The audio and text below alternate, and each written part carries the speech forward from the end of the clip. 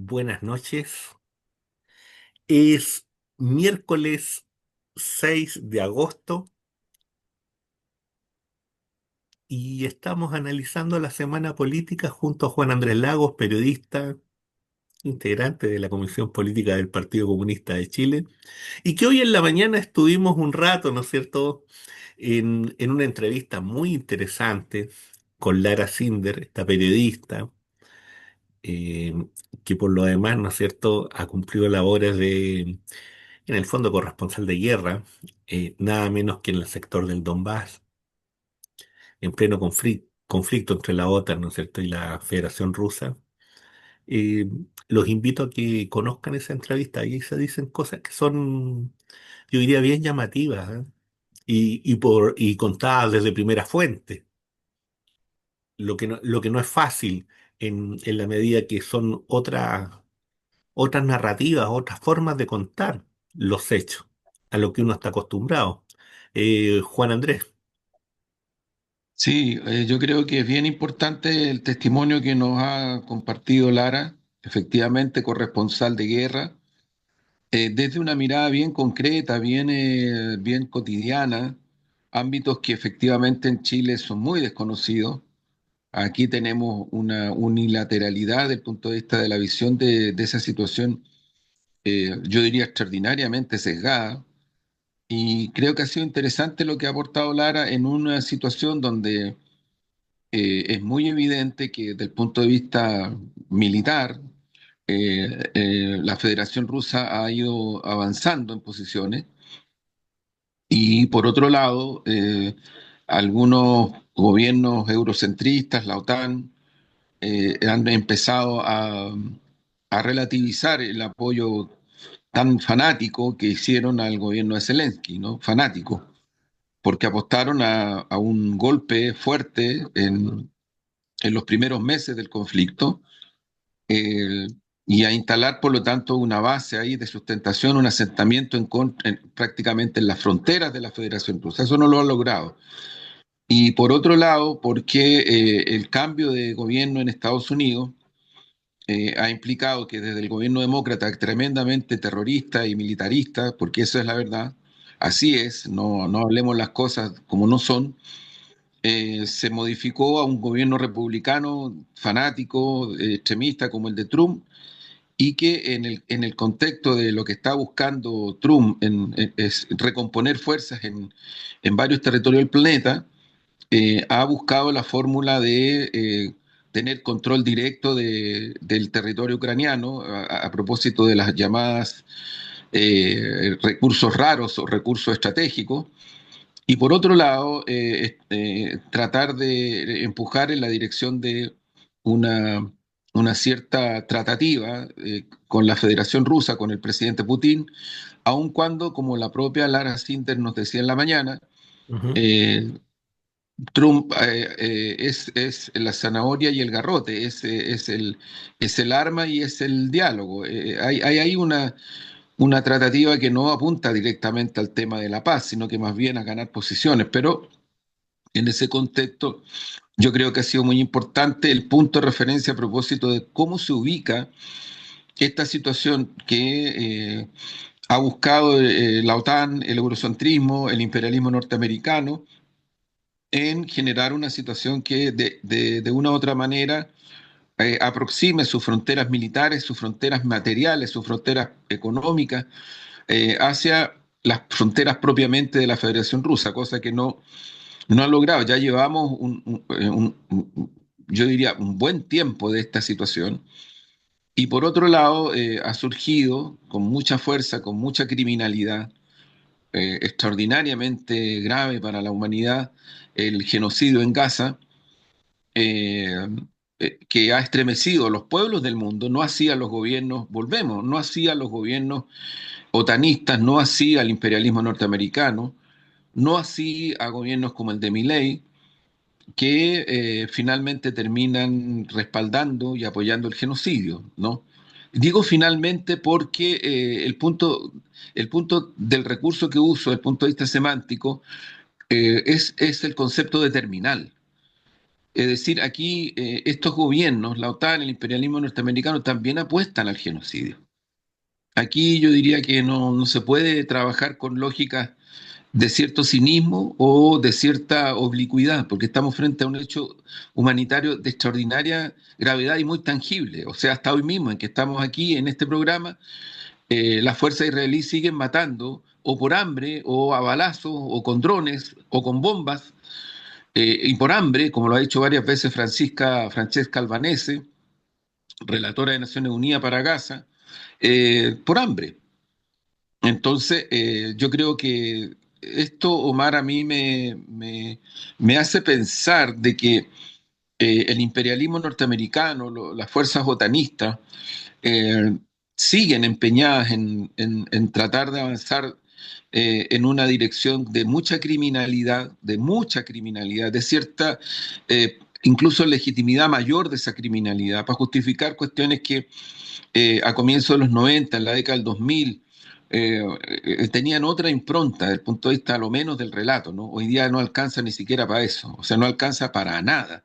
Hoy día nadie levanta la bandera de que Estados Unidos, que el otanismo, que Israel estén defendiendo la libertad o estén defendiendo la democracia o cosas por el estilo, en ninguna parte del mundo, salvo algunos sectores élite bastante fatigadas, como pasa en Chile, bastante, yo diría, desgastadas, como pasa en Chile, que siguen levantando estas banderas que ya no tienen ningún soporte, porque las cosas han pasado a otros términos y son muy evidentes los términos de referencia de criminalidad y genocidio de lo que han pasado. Yo cierro esta parte diciendo eh, el conflicto, entre comillas, o sea, la guerra de Estados Unidos, de la OTAN contra Rusia, es, es necesario enmarcarla y encuadrarla en el contexto general del planeta. No son cuestiones que se puedan explicar o entender solo desde el punto de vista de lo que se busca como aislar para tratar de corresponsabilizar a la Federación Rusa del origen del conflicto y del resultado y lo que está pasando. Al contrario, yo aquí creo que es súper evidente y súper tangible que hay una política imperial de recomposición desesperada, angustiosa, que tiene los mismos propósitos que ha tenido cuando, a propósito de hoy, se cumplen 80 años de el lanzamiento de una bomba atómica en una ciudad japonesa en donde no quedó nadie vivo, ¿no? No quedó nadie vivo. Y se sigue justificando hasta hoy se sigue justificando ese genocidio con esa magnitud, cuando el conflicto militar ya estaba prácticamente, no práctica, estaba totalmente terminado. Entonces, la pregunta es, o el más que la pregunta, el punto de referencia es, el imperialismo norteamericano no tiene límites, ni sus socios estratégicos, en provocar situaciones que atentan contra la humanidad completa en cualquier territorio del planeta, en la medida en que sus intereses, sus espurios intereses se ponen en riesgo. Y eso fue lo que ocurrió en Hiroshima, y es lo que ha ocurrido en Gaza, y es lo que buscan con el conflicto en Ucrania, es lo que buscan con el bloqueo a Cuba, es lo que buscan con la militarización de la zona de Taiwán hacia Pacífico, en fin, hay varias situaciones que yo creo que es importante tenerlas presentes. Oye, Juan Andrés, bueno, frente a todo lo que has planteado, varias cosas, ¿no? Yo diría que, fíjate que esta semana viene anticipada porque el viernes termina el plazo, ¿no es cierto?, que el presidente Trump, a modo de amenaza, una amenaza bastante particular, emitió contra la Federación Rusa. Hoy día se confirma, ¿no es cierto?, los aranceles de 25% a la India. La India ha respondido de forma bastante contundente frente a esa aplicación arancelaria. Ha dicho que en realidad no solamente es abusiva, sino que además de eso, lo que ocurre es que hay países europeos y el propio Estados Unidos que adquieren el petróleo ruso a través de otras fuentes y se le quiere aplicar las sanciones, ¿no es cierto?, a la India, lo que está generando una situación complicada, bastante lejana a lo que algunos alegremente en Chile plantean, ¿no es cierto?, que Hay que relacionarse con la India porque es muy distinta a China, como si estuviera ubicado en otro espacio, como si no entendieran que el adversario mayor, ¿no es cierto?, se encuentra en una dimensión imperial, más allá de sus posiciones internas y de las diferencias legítimas que pueden tener con China y con la propia Federación Rusa. Y fíjate que en este contexto también se da una, este aniversario de los 80 años, ¿no?, de Hiroshima, en donde en Chile apareció un artículo de un historiador, apareció en la tercera, en donde viene y dice, ¿no es cierto?, sostiene la tesis, que en realidad la bomba de Hiroshima salvó vidas. Y esa tesis se ha extendido en algunos otros artículos. New York Post, en donde la idea, ¿no es cierto?, es venir y decir que en realidad el asesinato masivo lo que hizo fue venir y fundar los elementos de la paz. Una tesis bastante peregrina, una tesis bastante enferma y que puede traer como consecuencia la justificación de cualquier holocausto y cualquier genocidio, del presente y del futuro. Del presente, como el que se está viviendo en Gaza, y del futuro que se pueden vivir en otros pueblos. En esa misma dirección también, ¿no es cierto? Hoy día, a nivel internacional, surgen profundas críticas a esta demora, a esta pausa larga de esperar hasta septiembre para legitimar al Estado palestino,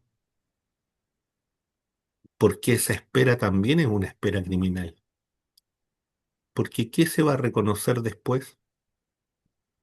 ¿Qué puede haber de reconocimiento en un sembradío de muertos? Y los que no mueren por bala mueren por hambre, y los que no mueren por hambre mueren de enfermedad.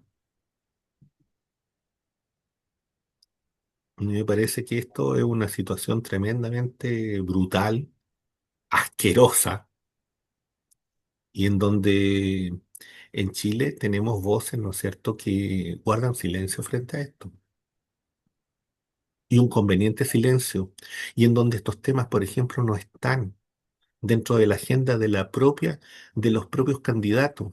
Ningún periodista pregunta por esto. Fíjate que los periodistas todavía se están haciendo preguntas de qué es lo que pasa en Venezuela y son incapaces de preguntarse por estas matanzas miserables en Gaza.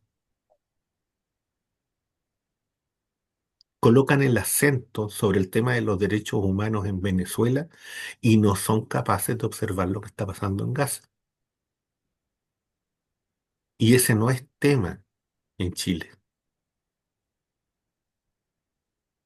Y eso es preocupante. Es muy preocupante. Y es muy preocupante que los propios candidatos tampoco lo coloquen en el debate. Porque si los periodistas no lo colocan, entonces los candidatos tienen que colocar también temas. Claro, lo que pasa, Omar, yo te encuentro toda la razón. Lo que ocurre es que aquí hay que ir al punto de la causalidad, o sea, lo que decía Lara también en la mañana, ¿no? O sea, en Chile la hegemonía mediática, la línea de mensaje, no es solo la propiedad, es unilateral, es dogmática, es sectaria, es totalizante, es totalitaria, es pro-norteamericana y por lo tanto, y tiene mucha fuerza la influencia de Israel en Chile, mucha, y por lo tanto, tú tienes razón, o sea, aquí la contraparte se está expresando gradual pero intensivamente en los territorios, se ha convocado a una gran marcha el sábado que viene, en fin. Eh, pero si uno lo mira desde el punto de vista de lo que hacen los medios hegemónicos, especialmente, efectivamente esto como si no existiera, ¿no? Como si no existiera, y es patético y es terrible. O sea, es un, llevan al país a una situación donde cuestiones de la magnitud que tiene lo que está ocurriendo en Gaza prácticamente no existieran. y no existieran ni del punto de vista de la emocionalidad, ni del punto de vista de la geopolítica, ni del punto de vista, es decir, de cualquier punto de vista. Y eso en verdad ha sido bastante estudiado en distintos ámbitos, ¿ah? Cuando se produce este tipo de esquizofrenia desde la élite dominante, para darle una lógica de, entre comillas, normalidad al pequeño territorio donde vives, a la pequeña circunstancia donde habitas, al pequeño espacio donde eventualmente lo que ocurre en tu entorno no es de tu importancia, no es de tu interés, en fin. Es una expresión del egoísmo, del mercantilismo, de la mercantilización extrema. Y yo creo que en eso uno no exagera, en eso Chile sigue siendo un laboratorio del capitalismo salvaje, de eso estamos hablando. En esta construcción de subjetividad, en esta carencia de sensibilidad, en este sentido de no sentirse parte del planeta solo en la medida en que estás metido por la vía de las redes, por la vía de lo que sea, en ciertas circunstancias espectacularizantes. Pero las tragedias, pero los destinos de la humanidad sí le importan a una sociedad activa chilena que no tiene posibilidad de expresarse en los grandes medios hegemónicos. Tampoco tiene la posibilidad de expresarse más sustantivamente en los espacios institucionales o en los espacios callejeros, porque en este país hay mucha sanción, mucha censura a la expresión ciudadana, popular, callejera, como si se tratara de cuestiones que de alguna manera alteran esta normalidad, ¿no? Hay una suerte de fobia por la normalidad, desde el miedo. ¿Pero el miedo a qué? El miedo a las mayorías, el miedo a las multitudes, el miedo al pueblo, al final de cuentas. El miedo, porque se actúa y se trata de inyectar el miedo. Y desde esa normalidad, desde esa falta de sensibilidad humanista y humana, es que asuntos tan graves para la humanidad como Gaza prácticamente no se reconocen como tales, no se informan, no están presentes en la subjetividad y en la emocionalidad de procesos tan importantes como lo que ocurre en la cotidianidad desde el punto de vista de las agendas, del punto de vista de los debates, del punto de vista de los espacios parlamentarios, en fin, del punto de vista de una serie de situaciones que entonces pasa a ser mucho más importante, cuestión que es bien compleja, por eso digo que se actúa desde el miedo, desde la polaridad, desde la dicotomía, como si fueran cuestiones que, ¿por qué te preocupas de algo externo o de algo ajeno cuando no es lo tuyo, cuando no es lo propio? Y eso pasa a ser un valor intrínsecamente, voy a utilizar la palabra de una manera equivocada, ético, porque es una ética del individualismo, es una ética que busca legitimar la mercantilización, es una ética que te produce agresivamente un desprecio por el otro o por situaciones, entre comillas, externas, que no serían parte de esta humanidad o son ajenas a esta humanidad que es la propia, ¿no? Yo creo que ahí hay un tema que es necesario analizar con mayor profundidad y que tiene que ver con el modo y con el etos ciudadano que en Chile se ha ido instalando gradual, pero intensivamente, y que recorre los espacios del territorio nacional, aun cuando, insisto en este punto, las expresiones ciudadanas, las expresiones territoriales, las expresiones populares existen. A veces son manifiestas, otras veces son latentes, pero existen. No es que no existan. Si el punto es que se omiten, se ocultan, se tergiversan o se reducen para impedir que esta expresión de construcción comunitaria, popular, colectiva, en un momento determinado pase a ser algo muy sustantivo respecto, por ejemplo, en concreto de Gaza, ¿no? De hecho, hoy día el gobierno israelí anunció, ¿no es cierto?, que la ocupación en Gaza se iba a extender como anexión. Claro, Cuestión que también había hecho, ¿no es cierto?, hace unos cuantos días atrás sobre el tema de la Cisjordania. exactamente. Entonces estamos en una situación que es tremenda, que es tremendamente difícil, porque en el fondo ahí lo que hay es un proyecto geopolítico de tratar, ¿no es cierto?, de traspasar una línea comercial que pase por la Franja de Gaza, que vaya por Siria y que pase por el lado, ¿no es cierto?, por algún país, en este caso, ¿no es cierto?, cercano a Irán. Bueno, es que ahí queda, ahora va quedando más evidente cuál era cuál es, y sigue siendo el propósito estratégico y táctico del imperialismo norteamericano y de Israel y del otanismo Ujú. para atacar Irán. No tiene Sí, nada que ver con ninguna otra cosa que no sea esta perspectiva que tú has descrito muy bien. Lo claro, demás son justificaciones bien atroces, ¿no? Porque nadie pone de relieve las relaciones multilaterales y bilaterales entre Estados a partir de las idiosincrasias culturales, que uno puede o no compartirlas, a partir de valóricas sociales, culturales de un país respecto de otro. Y qué es lo que el imperialismo yanqui desde los 90 en adelante ha buscado imponer para justificar genocidios, intervenciones militares, guerras, como en el caso de Siria, como en el caso de Libia, como en el caso de Irak, como en el caso de Irán, como en el caso de África del Sur, como el caso del Corno de África, como el caso de Asia-Pacífico. O sea, estamos hablando de todo el planeta. Como al haber traído, por ejemplo, en concreto, barcos de guerra de la OTAN instalados en Colombia, hace unos años atrás. sí. Barcos de guerra españoles instalados en Colombia, como parte del otanismo que ya lo empezaron a trasladar y hace años hacia nuestra región también, ¿no? Fíjate que en eso, Juan Andrés, esos son elementos que nosotros tenemos que tomar en consideración, como tú bien dices, elementos geopolíticos que están ahí sobre la mesa, y que eso explica también el conflicto en Ucrania. Son también elementos geopolíticos. Sin duda. Y eso también explica la tensión que existe en Taiwán, que son tres lugares, tres espacios que pueden volverse, algunos ya están en una situación muy compleja, pero que pueden volverse críticos. O sea, Sí, la decisión del gobierno de la Federación Rusa de salirse, ¿no es cierto?, de este acuerdo de los misiles intermedios, que por cierto el presidente Trump ya se había retirado en su primer gobierno, lo que ha hecho sencillamente el gobierno de la Federación Rusa es venir y decir, bueno, si ustedes se retiraron y ustedes nos están colocando misiles de mediano alcance, intentando colocarlos cerca de nuestra frontera, nosotros no podemos seguir atados de manos a algo que ya en términos formales no existe, dejó de existir, ustedes lo rompieron. Porque si hay algo que ha ido ocurriendo en este último tiempo, es específicamente, ¿no es cierto?, que esta arquitectura que nace desde 1945 en adelante es la que hoy día está corroída, ¿no es cierto?, y es incapaz de reaccionar frente a estas situaciones.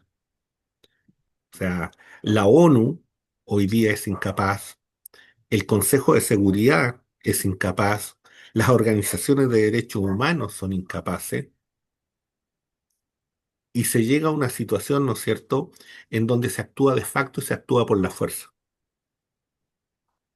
Y esas son las sanciones de corte económico, y esas son los ataques desde el punto de vista militar, ¿no es cierto?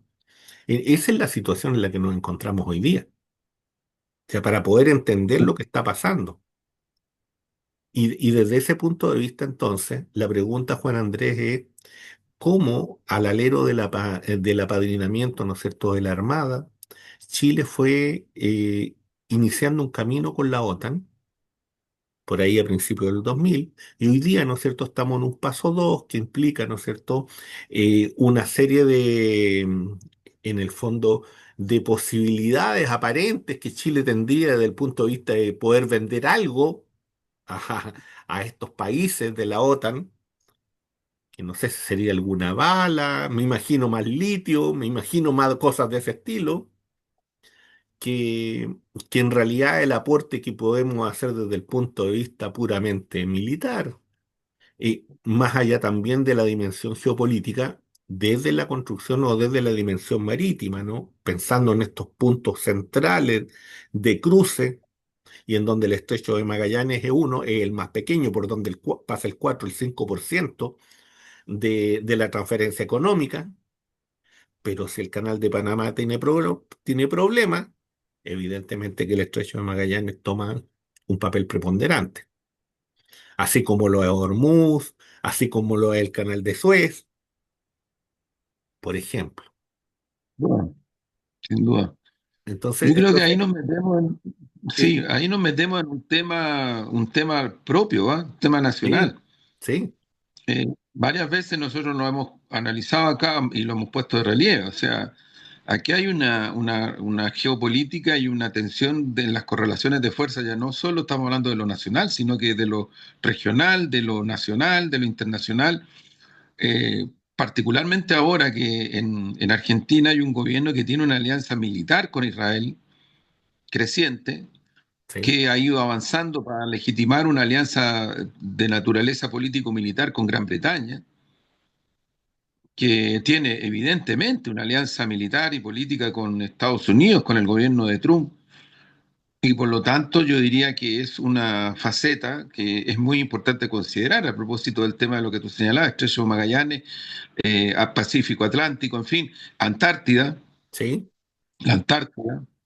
Hay ahí toda una situación que creo que es muy importante. Y junto con eso también el hecho de que históricamente en Chile han existido algunos brotes de producción nacional vinculada a instituciones de la defensa nacional. Estoy pensando en FAMAE, ujú, estoy en ASMAR, y que también tienen una impronta, en primer lugar, económica, muy significativa desde el punto de vista de lo que es producción nacional, ujú, y también tienen una impronta que podría mirarse dentro de esta geopolítica en la direccionalidad que deberían cursar.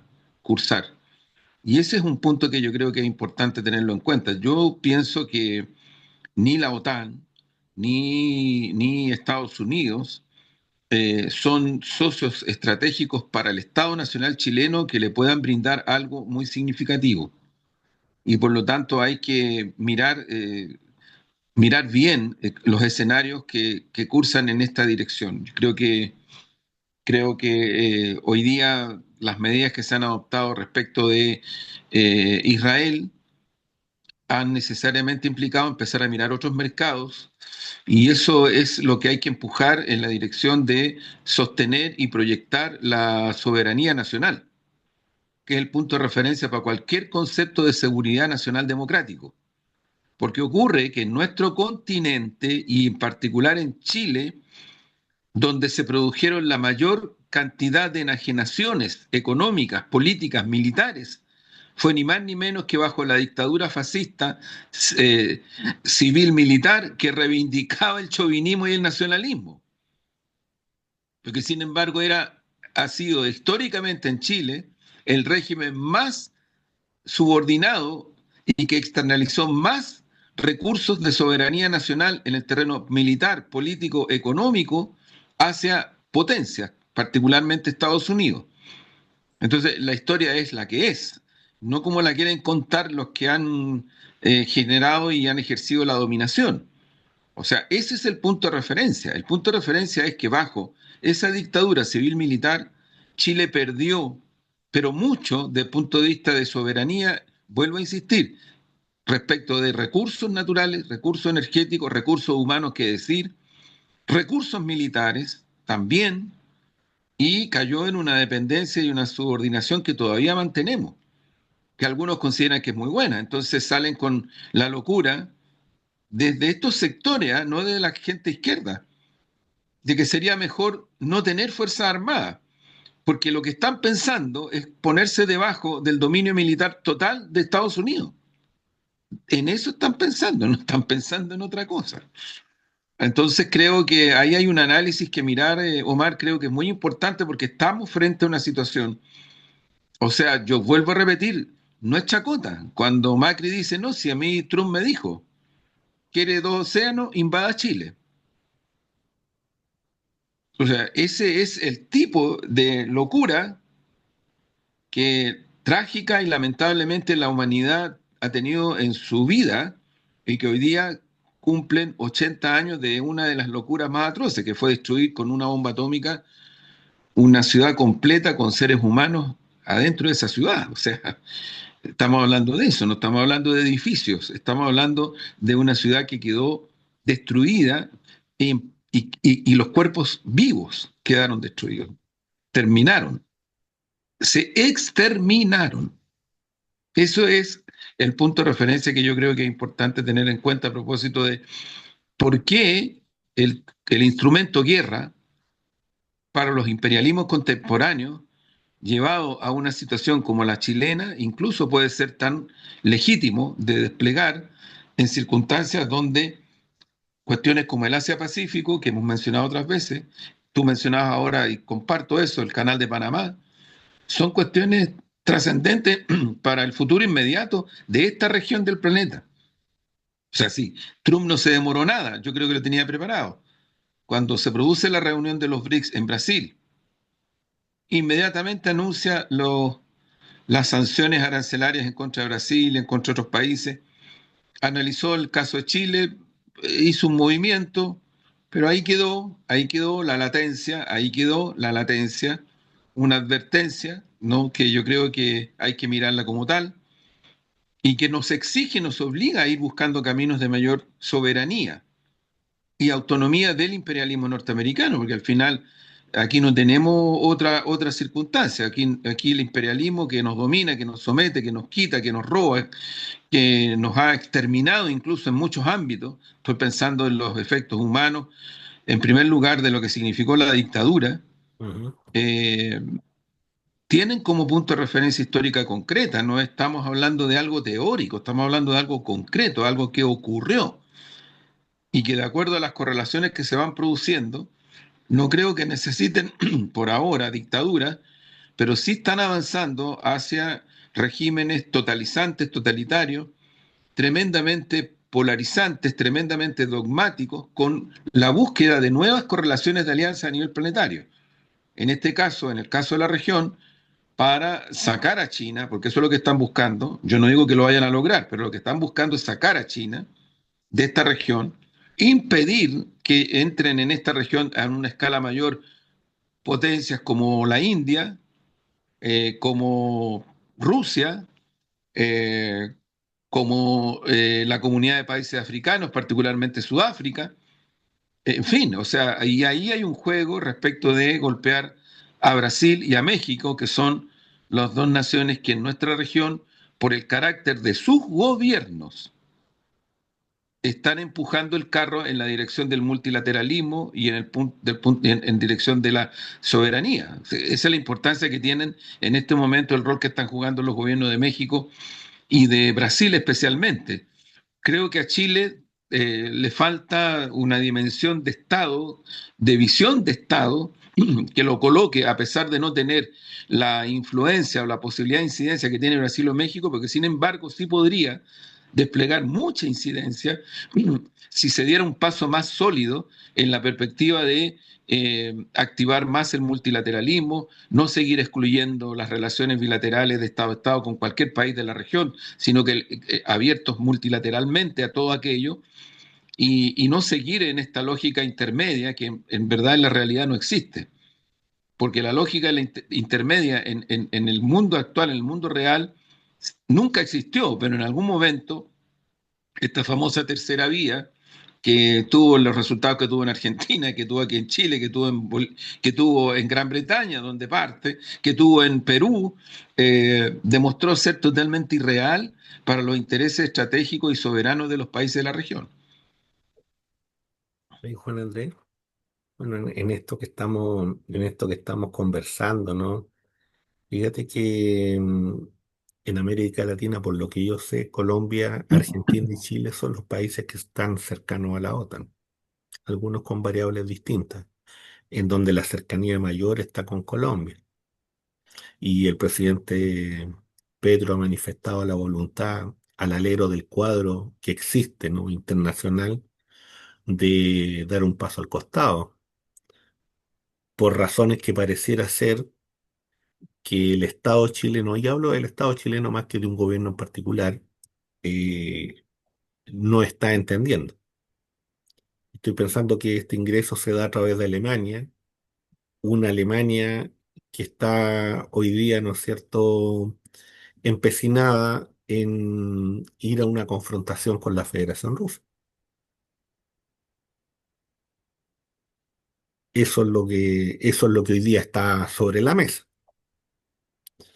Sí, Una, una OTAN que está tremendamente golpeada, cuyas armas no surten el resultado que ellos quieren, cuyas sanciones económicas tampoco surten el resultado que ellos quieren,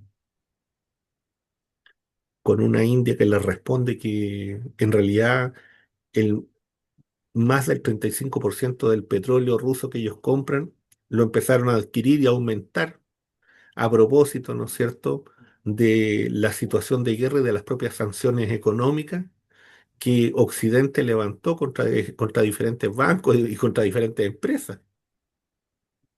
sí, O sea, estamos hablando de una situación que se vuelve por momentos ridícula, trágica, y que puede terminar de una manera bastante feroz. Y sí. en eso yo creo que el Estado chileno, y pienso más, y en este caso más que el Estado, yo pienso en la ciudadanía, ¿no? Pienso en el ciudadano común y corriente, porque usted comprenderá que la persona que firmó ese acuerdo con el Estado alemán y quienes están de acuerdo con eso, sus hijos no van a estar de carne y cañón, pues ni sus nietos. Evidentemente que no. Entonces yo creo que una decisión de esa característica a lo menos debiera ser plebiscitada, a lo menos debiera ser consultada a la población Claro, y especificado de ahí, qué es lo que se trata, ¿no? A lo menos, sí, porque a lo menos. para que no ocurra para que no corra la canción, ¿no es cierto? Esto de que murió sin saber por qué, pues le acribillaban el pecho, ¿no? Ah, A propósito, sí, Omar, de hecho, con efecto nacional, ¿ah? Que yo quería sí, pasar a un tema distinto, pero sí, correlateado con lo que estamos conversando a propósito de la... Fíjate que esta semana yo diría que se producen hechos en Chile bien significativos y bien cualitativos, eh, y los quiero destacar. El pronunciamiento que han tomado dos fuerzas de izquierda, el Partido Populares y el Partido Igualdad. Y ahora me llegó la información que también se pronuncia en esa misma dirección izquierda libertaria. Y de acuerdo a la información que dispongo, es bien probable que en los próximos días algunas de estas fuerzas, o si no todas estas fuerzas, junto con una destacada senadora de la República, estarían haciendo un pronunciamiento más abierto, formal, del punto de vista de el apoyo a la candidatura de Janet Jara. Son fuerzas y expresiones de izquierda muy significativas en el país. Y yo quiero destacar un punto, que hasta donde tengo la información, estos apoyos no lo están haciendo eh, con condición alguna. O sea, no es que estos apoyos se estén dando a condición de.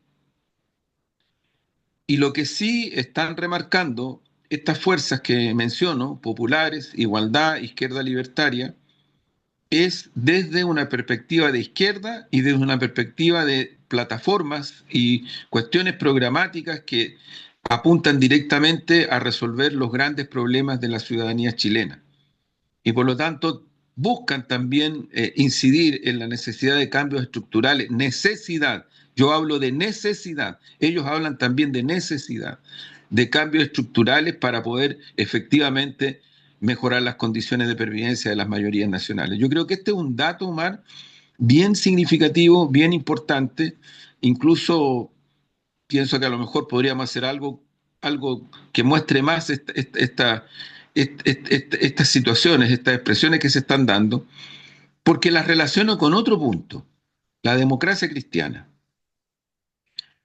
Yo creo que Francisco Guanchumilla, el senador, ha hecho varios pronunciamientos en estas horas que yo los quiero destacar positivamente, porque Francisco Guanchumilla ha puesto las cosas en términos no de un giro o de una posición de la democracia cristiana respecto de un tema que es totalmente legítimo, que es el tema electoral, sino que lo ha puesto desde el punto de vista de la necesidad de construir y avanzar hacia una coalición.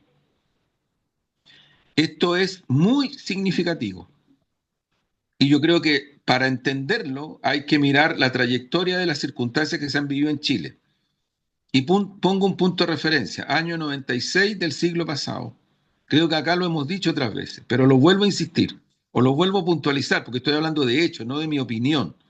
No es mi opinión, son hechos. Año 96 del siglo pasado. Encabezado por Gladys Marín, el Partido Comunista le hace una propuesta a la concertación.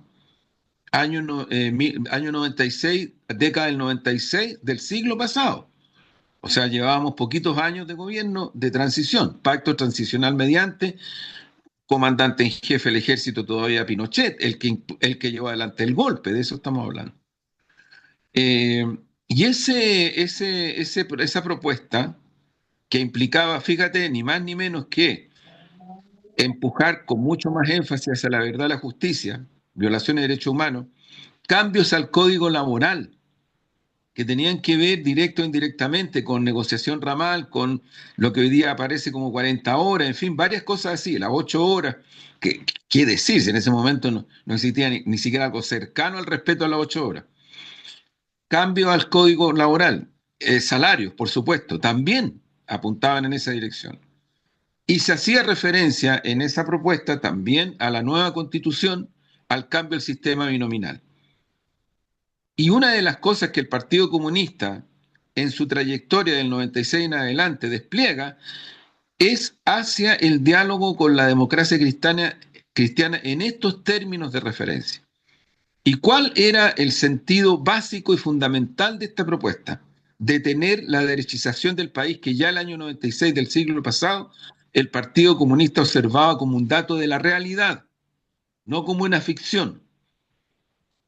Bueno, transcurrieron las cosas, al comienzo la concertación rechazó, pero después aprobó, y se fue adelante con los pactos por omisión, se rompe la exclusión con el Partido Comunista, llega al Parlamento con Guillermo Tellez, Lautaro Carmona, Hugo Gutiérrez, luego viene el cambio del sistema binominal, entra el Frente Amplio, se producen las grandes movilizaciones de la Revolución Pingüina, 2011, qué decir, estallido, movilizaciones de las comunidades de pueblos originarios, particularmente comunidades mapuche, medioambientalistas, feministas, en fin, empieza a haber un despliegue muy interesante desde el punto de vista de la ciudadanía y de la movilización,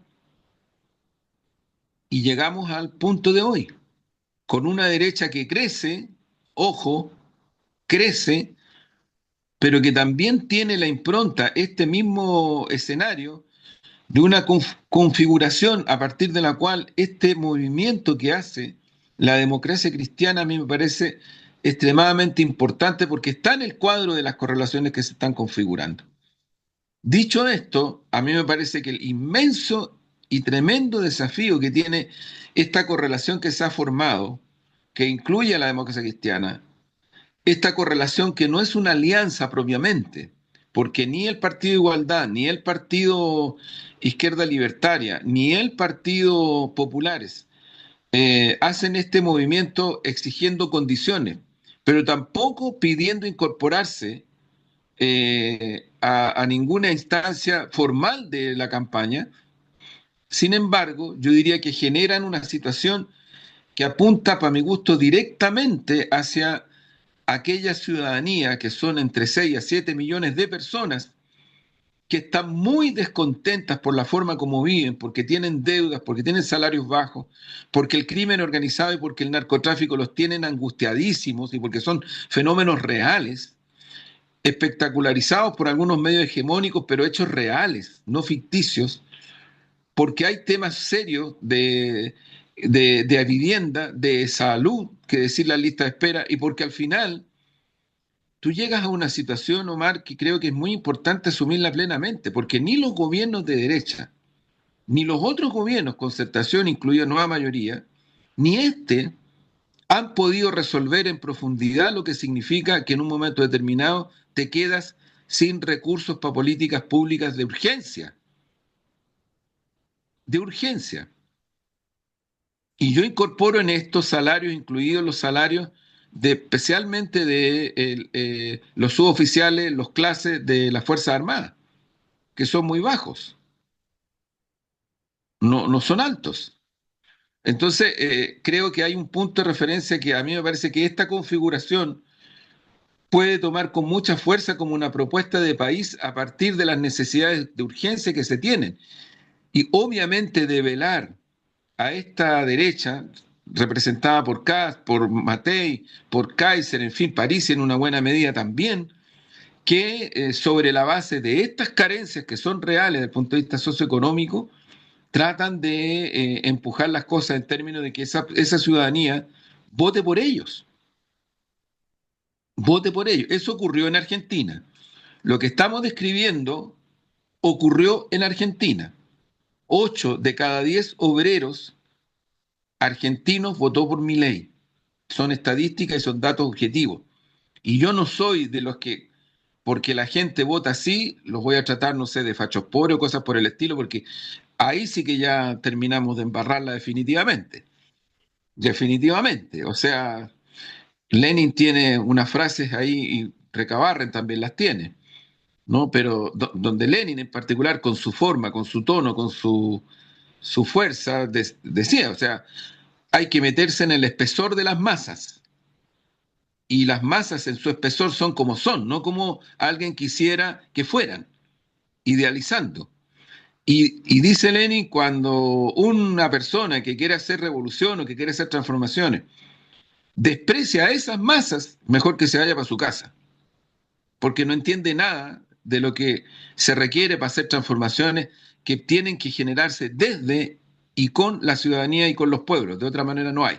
Recabarren, ese tipógrafo autoformado, con una sensibilidad humana en primer lugar tremenda, tremenda, tremenda, también luchaba contra el alcoholismo en la clase obrera naciente, porque lo consideraba una adicción brutal que embrutecía, valga la redundancia,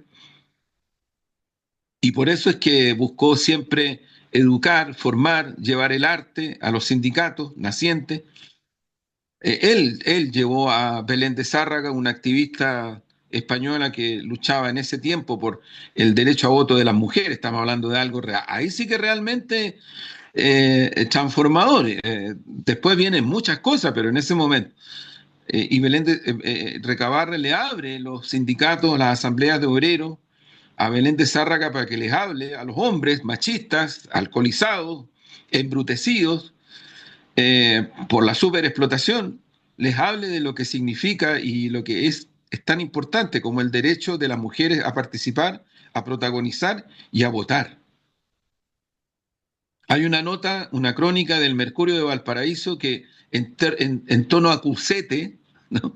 En tono acusete, dice, oh, miren lo que está haciendo Recabar, está llevando a esta anarquista a los sindicatos a hablarles de este tipo de cosas, así como ya el escándalo era completo. No han cambiado mucho, porque siguen siendo acusetes.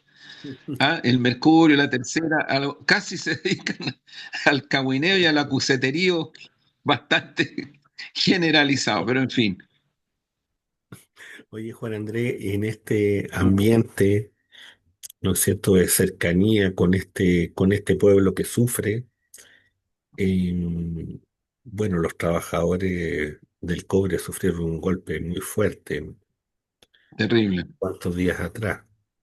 ¿Cuál es tu percepción en relación al contexto que estamos hablando, ¿no? A, aquí en el país vecino, los trabajadores, ya sea por desesperación, ya sea por desesperanza, eh, bueno, pareciera ser que se disparan a las 100 casi, ¿no? Ya ni siquiera a los pies. Eh, ¿Cómo ves Yo creo tú que eso, aquí, no? mira, hay varios elementos que se han planteado en estos días. Ujú. Primero hay que analizar en profundidad y con urgencia y con intensidad las causas inmediatas que generaron esto, que generaron la muerte de estos obreros. Todos subcontratistas, todos del subcontrato. todos esos contratos. Y ahí yo me permito con mucha humildad, pero con mucha convicción, que las personas que no conocen lo que significa la diferencia entre lo que en empresas particularmente como esta, como Codelco, las diferencias cualitativas que hay entre lo que significa trabajar en el subcontrato a lo que significa trabajar al interior de lo que es la estructura propiamente, en este caso de Codelco, una empresa estatal. Porque el subcontrato en este país se ha generalizado. O sea, hoy día tenemos una lógica de subcontrato generalizada en la economía y en la relación capital-trabajo en Chile. ¿Qué es lo que ocurre? Que habitualmente estas empresas de subcontrato, en general, rebajan mucho las calidades de protección del trabajo humano. Por eso es que se producen accidentes. Y en el caso de Codelco, hace muchos años que no ocurría algo así. Pero han habido una serie de accidentes en empresas de subcontrato de distinta naturaleza en distintos momentos. O sea, aquí no estamos hablando de algo tan excepcional, no, insisto, para lo que es el área del subcontrato. Para el caso de Codelco sí. Y ahí es donde entra el punto, porque si tú miras, siendo los trabajadores del subcontrato, quienes hicieron la vocería era el presidente de Codelco y las personas que encabezan Codelco en el teniente, que ellos son los responsables. Ellos son los responsables. Bajo esa tuición están las empresas del subcontrato, que en este caso, si no me equivoco, son dos. ¿Sí? Entonces, yo lo que creo, Omar, que hay que ir a las causas inmediatas, es decir, qué provocó esta situación, pero también a las causas mediatas.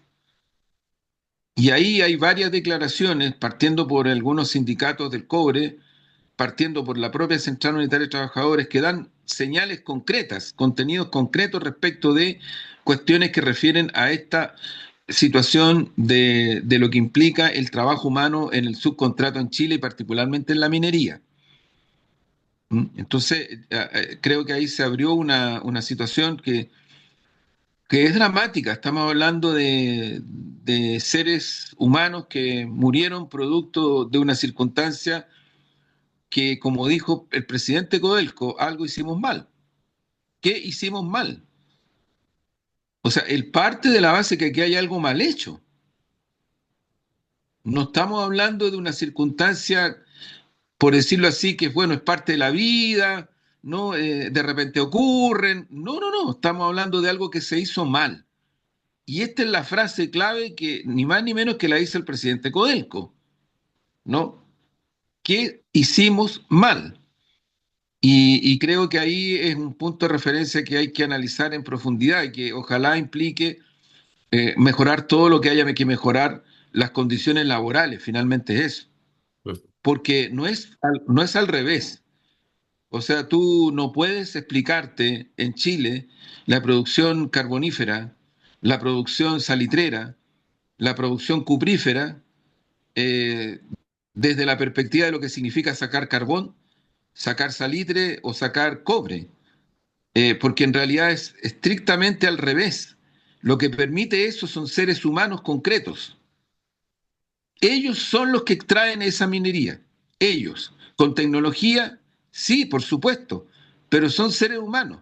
Y aun cuando se avanzara mucho más en tecnología, igual habría seres humanos mediante, aun cuando llegáramos a un punto de inteligencia artificial totalmente involucrado y por lo tanto estoy imaginándolo, ¿ah? Estoy mirando para adelante, y ni siquiera Ujú, entraran al interior de la mina, cosa que es muy remota lo que estoy diciendo, pero quiero exagerar para que se entienda, ujú. porque en este momento entran a la mina, entran y entran con tecnología y no cualquier tecnología. En ese contexto se produce la situación que se produce. ¿No? Entonces creo que es muy importante poner en el centro el valor de la vida, en primer lugar, y el valor de la vida desde el punto de vista de lo que significa el trabajo humano para producir lo que se produce, en este caso, en las empresas del cobre chileno, en las estatales, en este caso el teniente.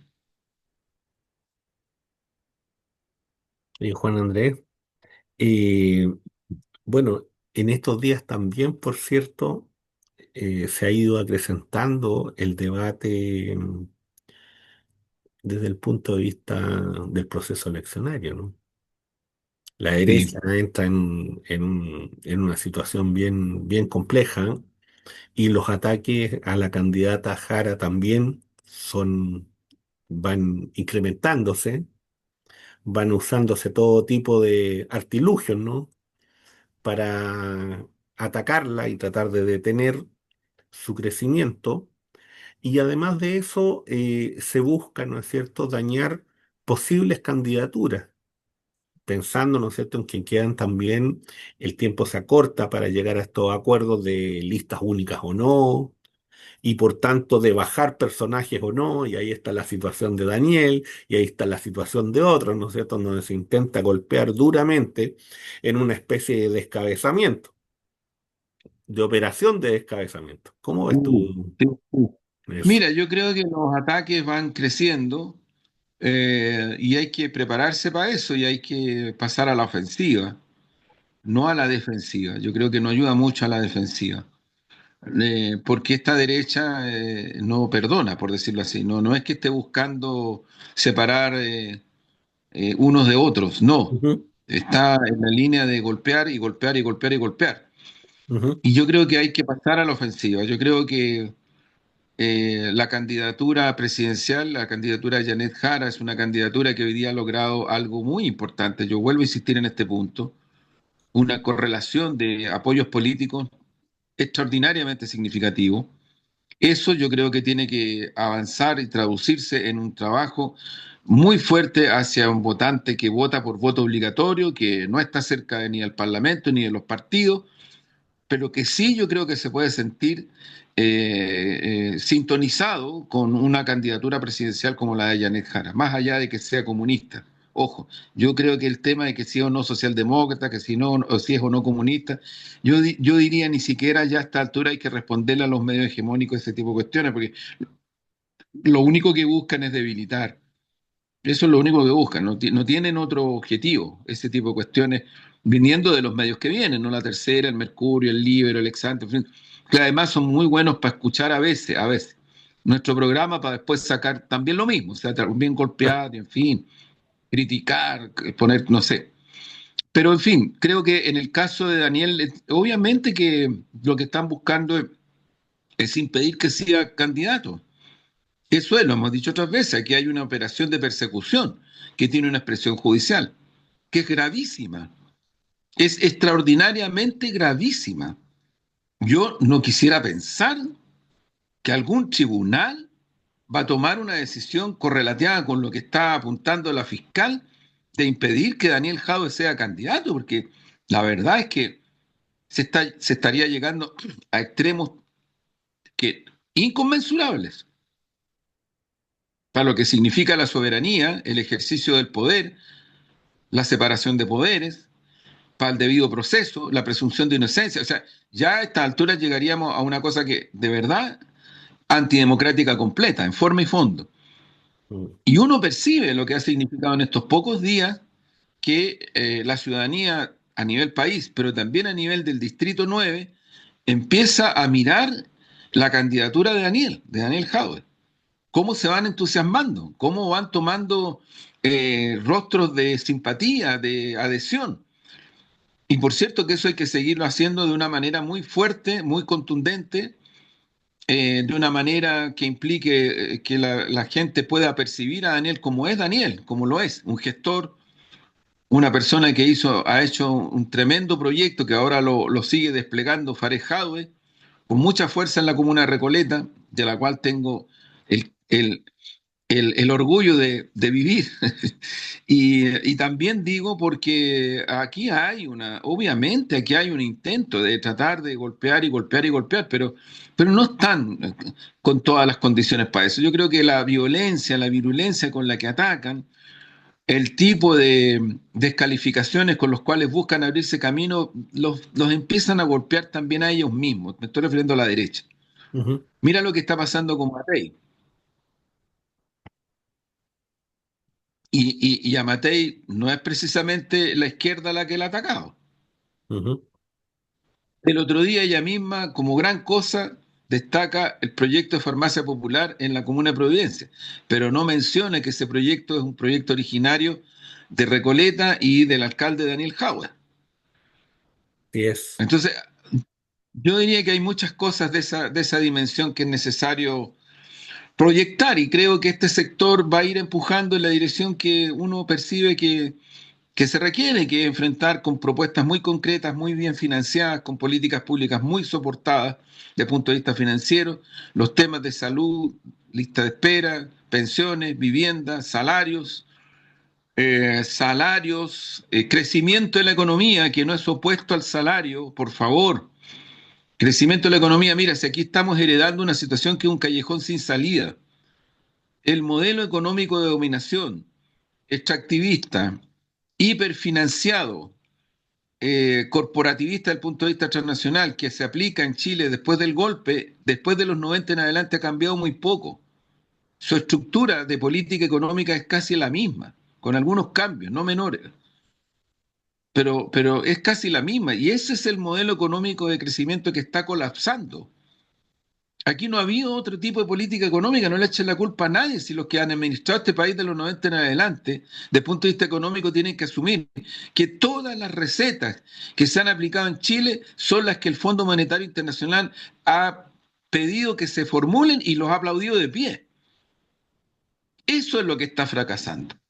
Por lo tanto, lo que necesitamos es tener un poco más de democracia, imaginación, menos dogmatismo, menos totalitarismo en el terreno de la economía, para poder implementar políticas económicas que nos permitan crecer y que es factible crecer. Claro que es factible, sí es factible, pero no le echen la culpa a quien no la tiene, por favor. O sea, yo creo que ya a esta altura seguir operando desde el miedo no tiene los resultados ni tampoco ayuda a la ciudadanía a enfrentar los graves problemas que hay. Por eso yo te digo, Omar, para cerrar, creo que hay que apuntar en la dirección de estos grandes problemas que tiene la ciudadanía chilena, incluido crimen organizado, narcotráfico. Por cierto, yo soy uno de los que más ha tocado la campana respecto a eso y me han dado harto duro precisamente por denunciar y develar estos flagelos, pero necesitamos implementar políticas públicas que tengan esta perspectiva, que tengan muy buena gestión y que estén financiadas.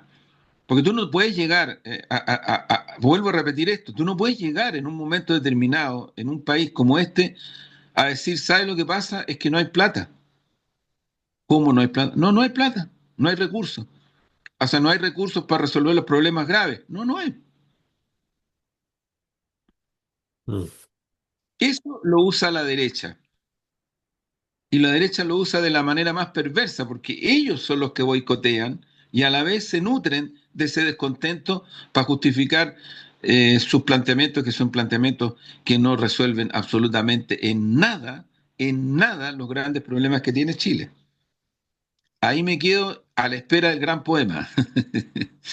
Oh, y en eso estamos. En eso estábamos conversando, de repente estaba ahí dándole De vuelta a repente, alguna cosilla. Bueno, eh, llamemos a este texto Progreso.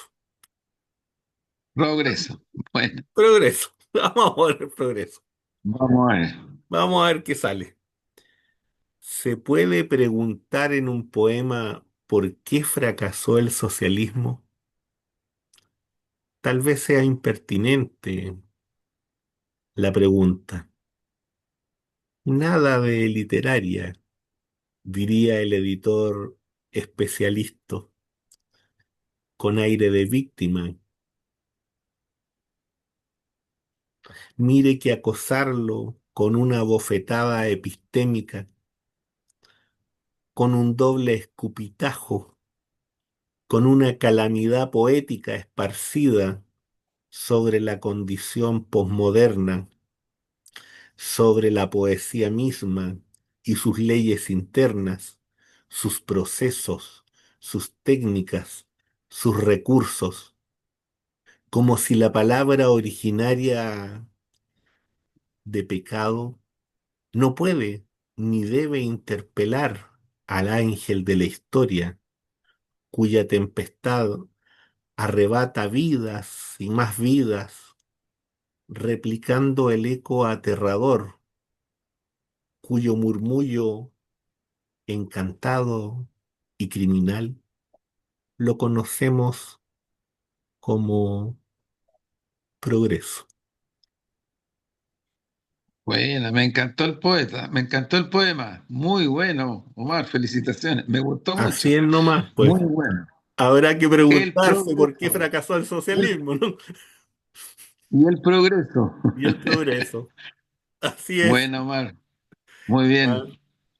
nos vemos. Chao, chao. Nos Bueno, vemos. acuérdense, Chau, chau.